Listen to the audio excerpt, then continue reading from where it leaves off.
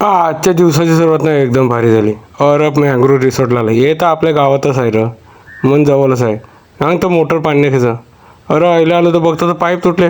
अरे चहा मायला मला काही प्लंबर समजले का र? अरे मी हाय मोटर रिपेअरिंग करणारा मेकॅनिक माणूस टेक्निशियन म्हणून या नियमानं पाईप फिटिंग करायला आलं. अरे पण काय सांगू, धंदा करायला म्हणजे खाऊ काम नाही. अरे मोठं कामासाठी नाही, छोटी छोटी कामं करायच लागतात. त्यासाठी या काम करून देणं मला भागच आहे. यो बाजूला केलवा नाही आपली खाडी. यो असना मोठा स्विमिंग पूल काय सांगून त्या बाजूला करून ठेवले धबधबा.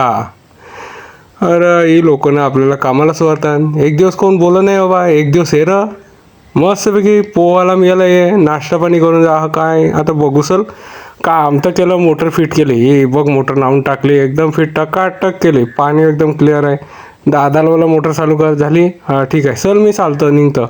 पहिला बिल घेतलं ना निघालो.